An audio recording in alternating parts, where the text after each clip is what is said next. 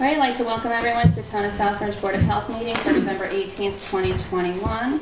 Unfortunately, it is now 6:12 p.m. opening the meeting. Roll call. Ted Stevens? Here. Nicole Duffy? Here. Anthony Postali? Here. Roland Lavishaw? Here. Thank you. Okay. Agenda item number 3, accept the minutes from October 7th, 2021 meeting.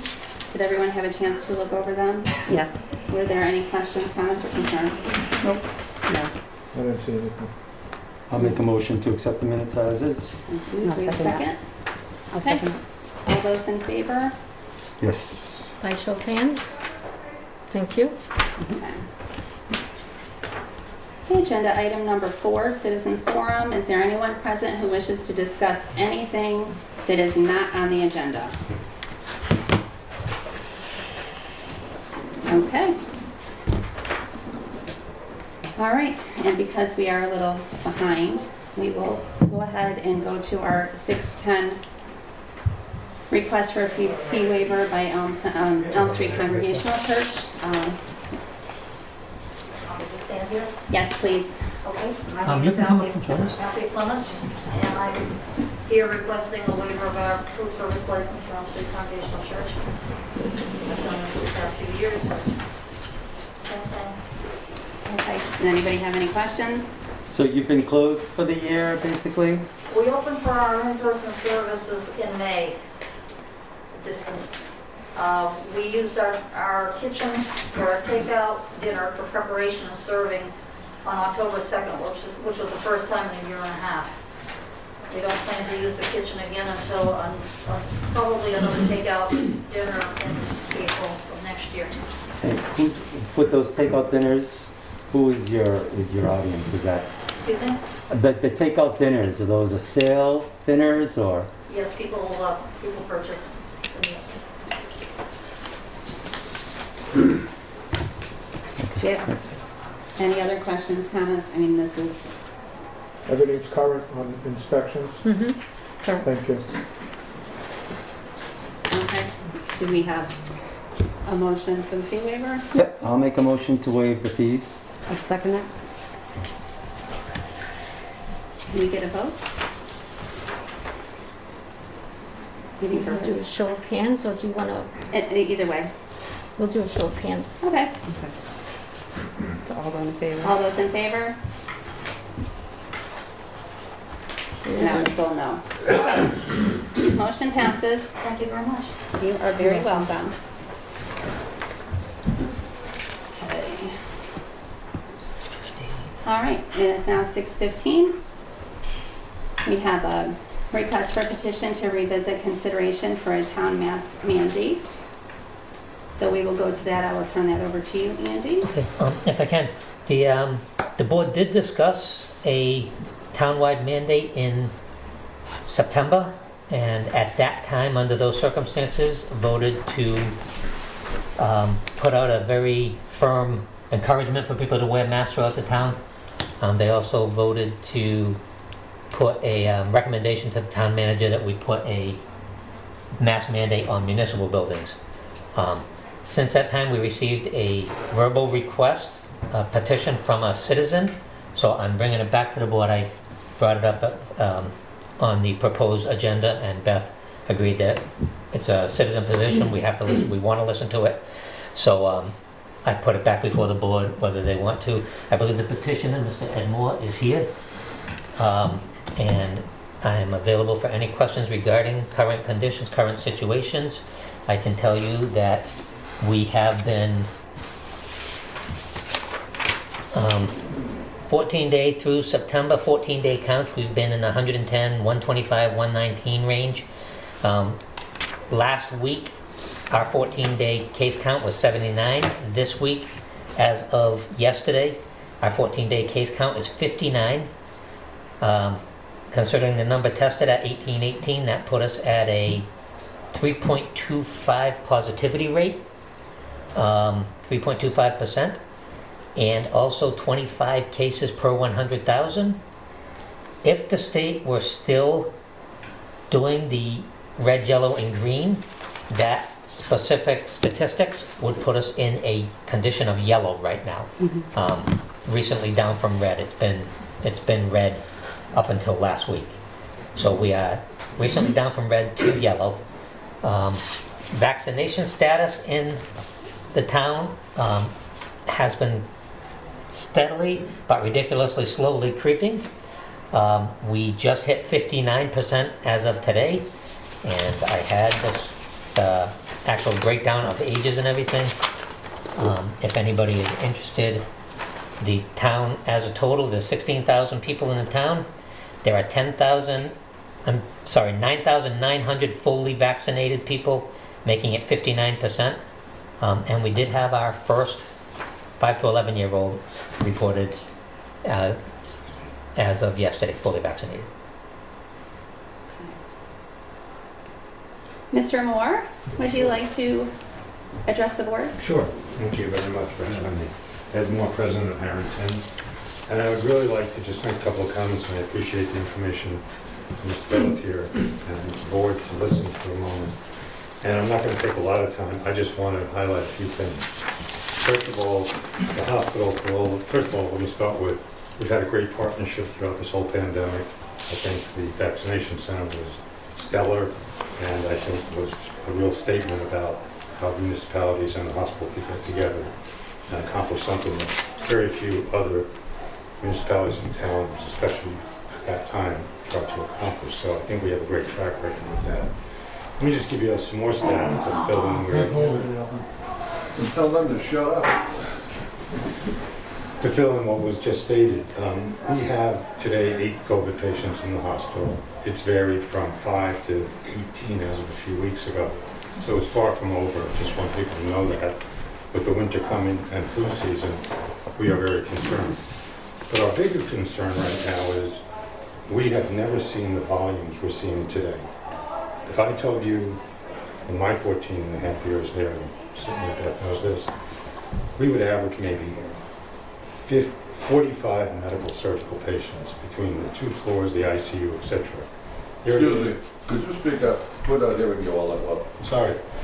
We would average in the past about 45 medical surgical patients between the 2 med-surg units in the ICU. There are days now we have almost 75 or more medical patients, and up to, now soon will be up to 40 behavioral health patients on our Webster campus. We just added 10 more beds for behavioral health, much needed. The reason I'm referencing that is the ability to get into our ER, the ability to get onto the floors, the capacity and the staffing is becoming real challenging. So I wanted to petition only to say anything the town can do to minimize any kind of transmission would be helpful so we can provide the services that the town really needs and not have people, wait in our ERs for hours, be boarders. Every morning I get a report. There could be as many as up to 10 boarders, people who can't get to a floor because we ran out of beds.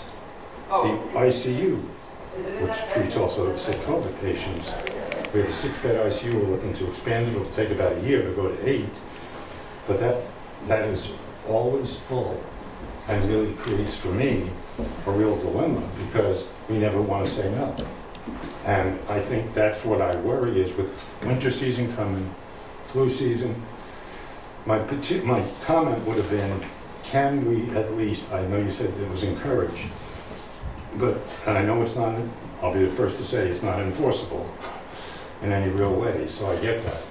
But a strong statement from this board, from this town, about masking in public places, indoors, obviously, indoors. And would that have any kind of positive impact? I don't know, by the way, any business that doesn't want business. We can't afford, we are full. So we're looking to minimize the number of people who have to use our ER and our inpatient units. And, if the town would be willing to make a bolder statement, if you will, and have an impact in other public places that are indoors, I think would go a long way to getting the message out, go through more education, both about vaccinations, because 59% is not where we want to be. The hospital's now, thank God, 98%. But I think we have a public health crisis that isn't over. And you look at other parts of the country, it is accelerating. And this thing is, let's be honest, there are almost 700 and something thousand people that die. And it's continuing locally. Some of the New England states have seen increases, not decreases. And I just implore that anything in anyone's power to impact that is what we should be trying to do together. So that's just my rationale. I've asked to come and speak and really just say, I know it's a tough decision sometimes to impose things on the community. I get that.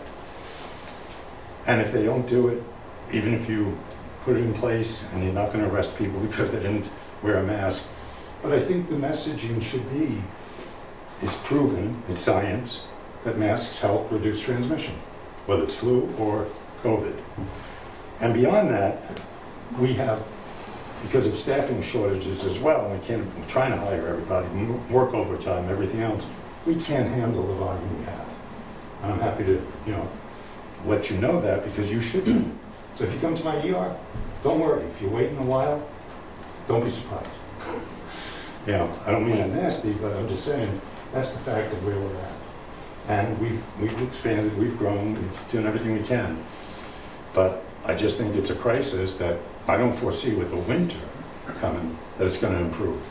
So I just throw that back at the board to consider any stronger, bolder statement that would get the community to recognize why the need is so great.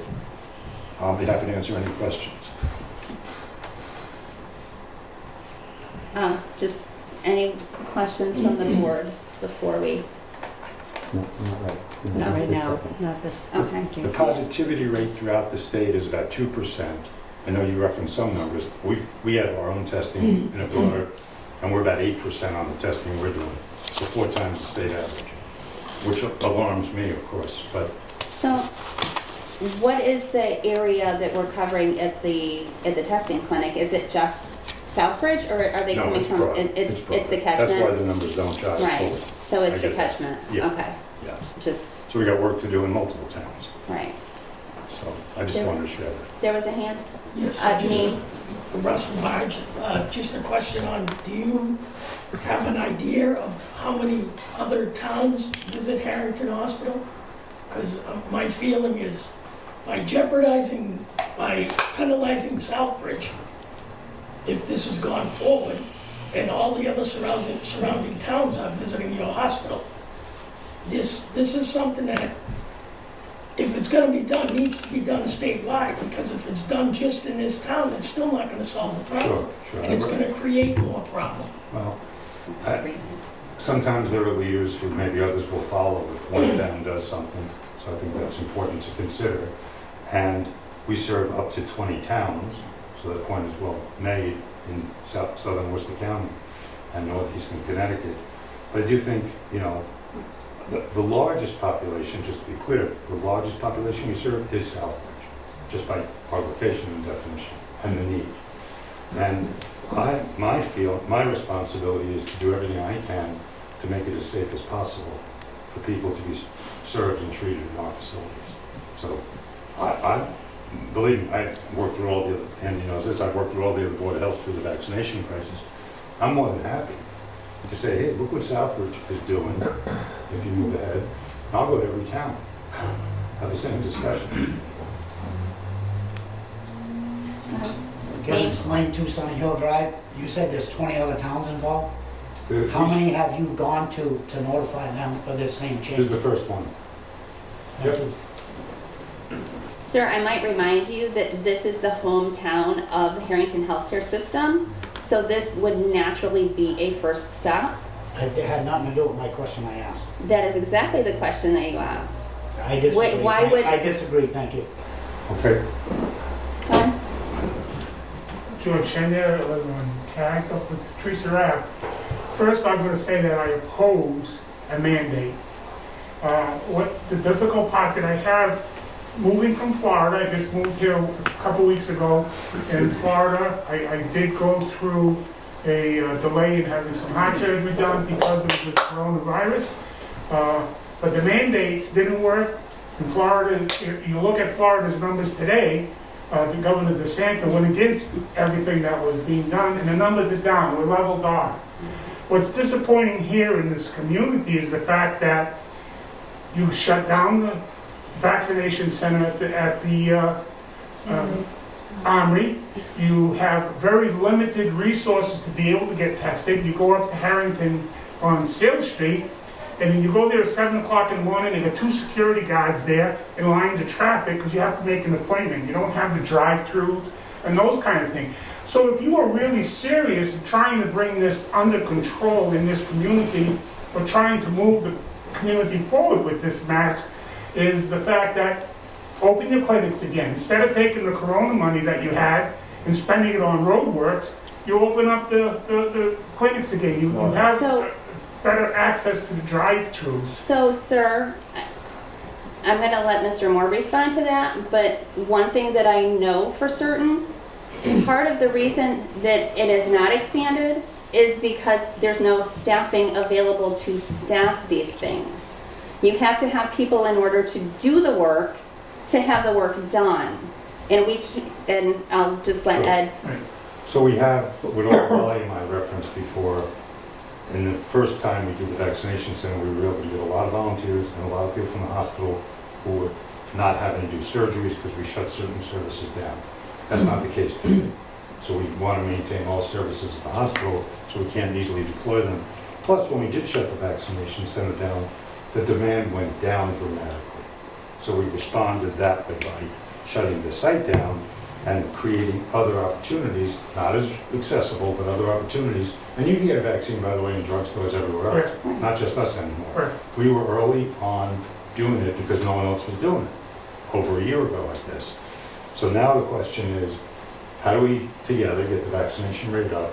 And B, how do we do anything possible to reduce transmission? That's all.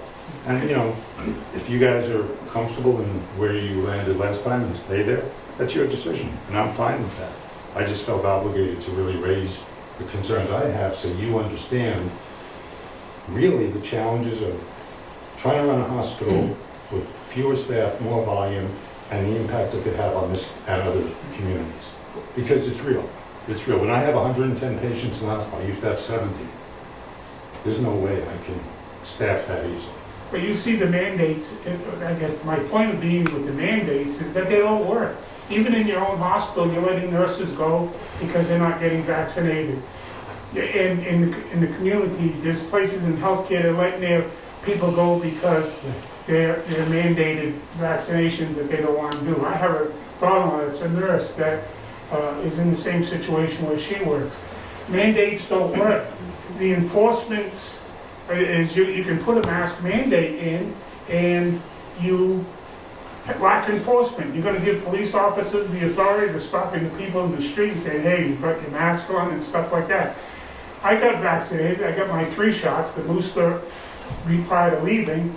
I did that because of my immune system. I have cancer and I have a heart issue, and the mask affects my breathing and my heart.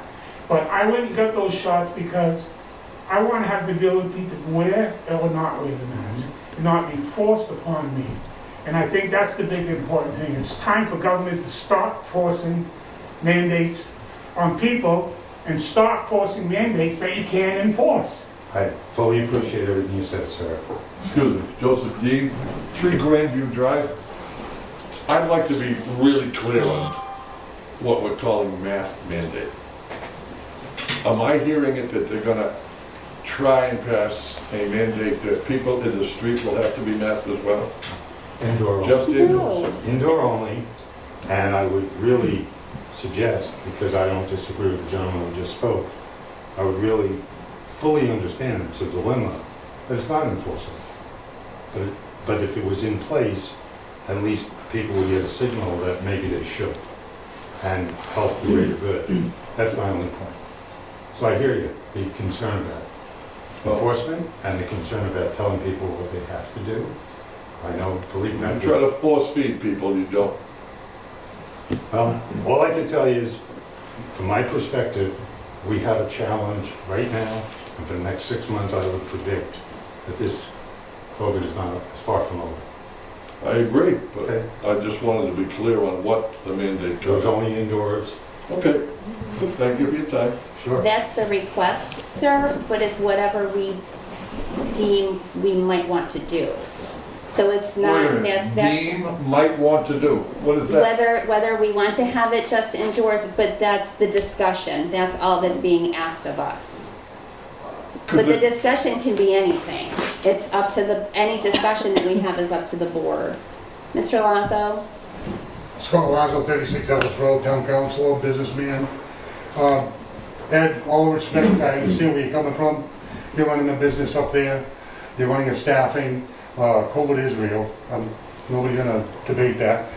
Where the debate comes in is when you say you wanna listen to the science. Well, it depends which scientist you're listening to. If it's Fauci, he changes his mind probably once a month, once a week, or whatever. But when you look at what's happening to the town of Southbridge, to the Board of Health, you'll kill our businesses, okay? I own a business that I will close and just call it a day. We just suffered a year and a half, two. Don't shake your head, you never owned a business. You never owned a business. You have You're no right, I clue. haven't, but I work for one. Yeah, right. I work for one that is What suffering we're right doing now. is, in Southbridge, we survived a year, some of us year and a half, 2 years of shutdown. And the mask mandate is not gonna make the difference you're talking about. I don't see it. And it's proven across the United States in certain areas that it doesn't work. And you can't enforce it. So you're sitting here saying, we're gonna make a decision. My advice to the Board of Health is, if the hospital has a problem staffing, that's a hospital problem. Transfer them to Hartford, transfer them, have you went to Webster and asked them to do this? A mask mandate at Webster? No, I started here. Right, when it started here. Southbridge is a guinea pig again. Listen, Board of Health, you do what you gotta do, vote your conscience. But the only thing I can tell you is, there were a lot of businesses that didn't reopen, and economically, you're gonna have more businesses not reopen or close because of a mask mandate. The last couple of days, I got phone calls from so many people as a counselor, don't do the mask mandate. I said, it's not my call. I go, it's the Board of Health's call. But it's on the Board of Health that you make the call whether you go mask mandate or not. If it went up to the council, you wouldn't get your mask mandate. So, for me, you're gonna damage Southbridge's business community. The restaurants just got up and it's got going again. I just don't see the upside to doing it. Thank you. Any other questions for me? No, I think we're all set. You guys good? Yeah. And you know, one other thing is the fact that here at the Board of Health, when I came in here, this gentleman had his mask down this way. While I was drinking my coffee? You can't promote a good thing. You walk into town hall. Okay, you know what, the Mr. staff Shenier, doesn't we're gonna stop now because now we're just getting ridiculous. No, I'm just saying, you The can't only time enforce you've it seen here. any of us with a mask on is to drink our drink. You That's can't- it. Unlike, so You can't we're just, enforce so it we're, here. so we're gonna end it here. We're just gonna end it here. Thank you very much, Mr. Moore. I Thank you for your appreciate time. it. I appreciate Thank it. Thank you. Thank you. Thank you all. You got Mr. Adams Thank you. with a question. Ah, Mr. Adams, hello. Do I have a voice? Can you hear? You are muted. Hey all, sorry about that. I had another meeting. I couldn't make it over there, so I appreciate everything you guys are doing. To Mr. I appreciate what the hospital has done for our community, and I just want to continue to support you guys wherever we can. But at this point in time, as I stated at the last meeting a month or so ago, I can't support this. I think everybody stated in here, it's unenforceable. Are you going to put this onus and the fines on the small businesses within the town? I believe a comment was made multiple times that we're short-staffed. So is our police, and so is a lot of our staff within the town hall. And when we can't enforce it in either the hospital or our own town hall, I'm going to have a hard time believing you're going to be able to enforce it, i.e. the Board of Health and the inspector himself, if you do this in a public way. I see that our numbers are going down. That's great. Yeah, it's probably going to go back up down the road. But unfortunately, at this point in time, I'm just not sure how enforceable this is going to be. And if we're going to start, if the Board of Health decides to do fines or whatever it may be, will you fine municipality? Will you fine the hospitals? Will you go out and do all this stuff? Is it going to be just one person taking a look at it? So I have a real big concern about something that's really not enforceable. Although I do believe, I no doubt about it, my wife works in that field, and masks do work. But when I go to Southbridge or Charlton or Oxford or wherever it may be, and then I come back over here to Southbridge, I start to question how this is really going to help us. Again, I will say, I just repeat one more time, as I stated before at the meeting a couple months ago, was I think it's the Board of Health's responsibility to go out and educate the public to get people vaccinated. I'm a big believer in the vaccination. I think it's saved my life a few times overseas and probably here within the States. But I just have, and that's what I would like to see, is the Board of Health or whatever it may be go out and continue to educate the public on the vaccination itself, since we are a community that has low numbers when it comes to the vaccination site.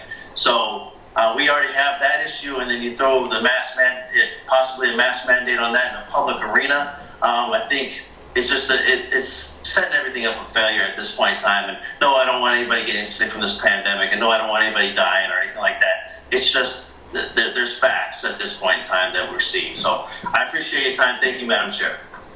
Thank you, Councilor Adams. I just want to remind, just to one of your points, we have 100% compliance at the hospital.